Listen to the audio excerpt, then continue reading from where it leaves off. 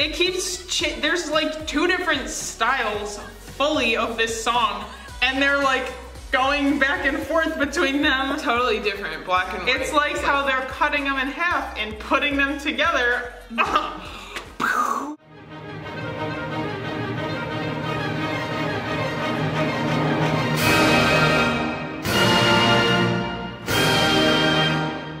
So EXID is a 5-member girl group that we reacted to once last season with their music video called Aw Yeah. Yeah, I remember that. Ah yeah, ah yeah. First we'll be reacting to their song called Up and Down. When it came out in 2014, it received a lukewarm response, but after one of the members' legendary fan cams went viral, the song skyrocketed to #1 on various charts and saved this group from disbandment. This song is composed by Shinzadet Tiger and co-written by the rapper of this group named LE. The topic at hand is the subtle objectification of the female body. The girls are split in half at times, and the music video takes this idea of conjoining separate objects and body parts to produce odd shapes and connections that aren't quite fitting with the natural state of things. Get ready. Let's go. All right, 3, 2, 1. Hit it. Hit it. All right, and already. Cool shoes. We got some Oh, sounds. yeah, that makes sense. Oh! They're so empowering. I love how they're repeating that. That was so cool. Okay. I just like how the way they keep that sax riff throughout a lot of the song. So It's soft right now. There's not any depth in it. It's almost like they're far away. I like that.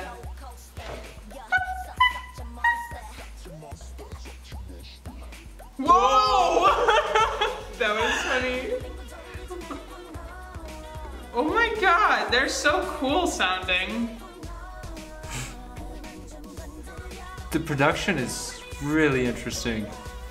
It's just the triad. It's so good though. Like we're going off to battle. What the hell? Oh! They just totally Where did that changed come keys from? and styles and everything just changed. This is so weird. What the heck? Like just the simple verse and pre-chorus combined with just the much richer chorus. It just never gets old. Where did that go? Was a distantly related key.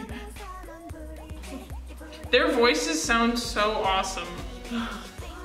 Like, their, like, pronunciation and their, like, enunciation in particular is just super interesting sounding. This is one of the perfect K-pop songs, in my opinion.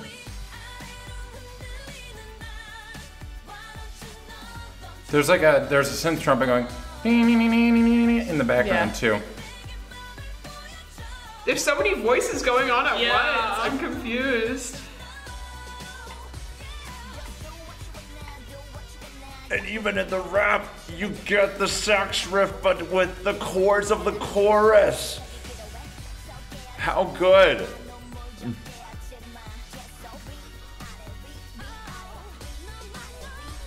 There's a frog and a tiger, and Oh, you got like that cool like little desk camp part, like in the background. It keeps, there's like 2 different styles fully of this song, and they're like going back and forth between them. Totally different, black and white. It's like how they're cutting them in half and putting them together. This whole song could be like an exhibit in the MoMA. What? This is so weird. I love it. I feel like the music kind of stands as like, it kind of fits in with the general K-pop aesthetic. So it's like when listening, you're like, okay, it pulls the listener in. So when you start, so it's like, it kind of draws, it's like a bait and switch kind of thing. The music draws the average ear into it, and then you're like listening to these words, and you're like, oh, wait a minute. And then if you watch the video, and then it's like, oh, shit. Like the whole games, the whole like, because they're in like those like magician little boxes where they like separate people, so I guess that's like the game or whatever. yeah, And then it's just like, there's like a lot happening. My favorite part was the part where they were like talk, singing, rapping. It's like just such like- a cool vibe, and the fake sax is like, Yeah. I'm like, I'm partying, okay? It's like that sound equals Fiona, party right now. I'm like, all right. I just liked in general how it sounded like there were so many voices. Like their vocal timbres are also different from each other, but yet they work so well together. I don't know. It just seemed like it was more people than there were, but there weren't. I thought it was really interesting how they have different sections that don't. I thought they would never fit together. You have really heavy beats, emphasizing 3 beats, and then later you have the chorus, which is like very lyrical. It's very smooth in comparison to the very like I don't know rhythmic heavy verses. And it's just like it's interesting how they transition into it. It's like there's not one instance they go into major. Yeah, it's just like a bunch of surprises every corner you turn. I mean, they might be called up and down, but I just feel up in terms of energy whenever I hear this song. I just really like how everything is put together. It's basically what Isaac said, how all these different sections all combine together, and then you hear the sax sort of come back in spots. It's not one where when you re-listen to it, you get more little things out of it, but when you re-listen to it, you appreciate the brilliance of just all these parts coming together. And it's a perfect song. So now we are reacting to a B-side song called Boy. So as in front of you is a fan-made lyric video. This was released on EXID's 2017 Eclipse album. It's 2014. Yes. Solji, the leader of the group, has illness. Yeah, and she was missing from the group for 1 or 2 years. Now she's back, but they had several comebacks without her. The song is composed by Shin Se-dong Tiger, Jiyeon, and again, LE. Boy's lyrics talk about the extreme loneliness a person feels and wanting a partner to talk about their feelings. Boy, 3, 2, 1, boy. Whoa. That was like me saying boy. Yeah. Boy. I'm so far digging this so much. Digging the live bass, Yeah. the It's like string a, bass. like an ostinato-y. Bum, What is that called? It's like a tango. I also like how there's just like the hit on the beginning of every 4 yeah. beats and that's it, because it's like super laid back. The instrumentation's super interesting. Yeah, because you got well, flute / synth, you got like high voice, low voice, and then like she kind of fits right in the middle. Their voices are so different in this. Yeah. Yeah, the chords are really interesting with that bass line. What? I'm about this. Yes. I was just not expecting that at all. What That gave me goosebumps on my right leg. Oh, you know what this sounds like? Oh, Marion Hill. Yeah. Oh. Ooh. That delay. Ooh. I really like the deep, heavy hitting bass. It's like a really sound with a really hard front. No, but this is good. I think this is better than the last one. Like rhythmic the variation. syncopation is good. It's creative. Oh, Very get it, 80s. girl. I love her rapping. Yeah. It's so good. It's like the harmonics shift while the note stays the same. The overtones all change. That's what gives it the round bendy quality. Do you hear that? The like clave kind of. Oh, I love that. That's like getting me really hype. Kind of sounds like a single tempo block. You still have that element of just different moods and grooves and instrumentations kind of coming together. Isn't that? That's just Yeah, that's this is- something so cool. And about now that. they're building on it. Yeah, the layering is good.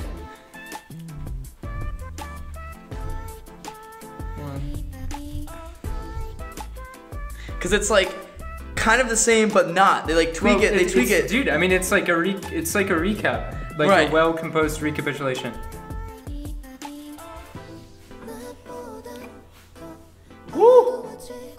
Slay me with the harmony, baby. Heck yes.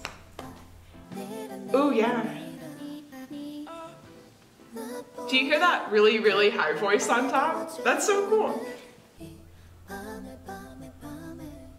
Is that a woman singing that low?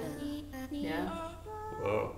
Oh, it's like different. It's like pointillism.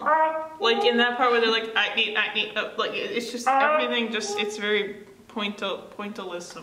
It's pointillistic.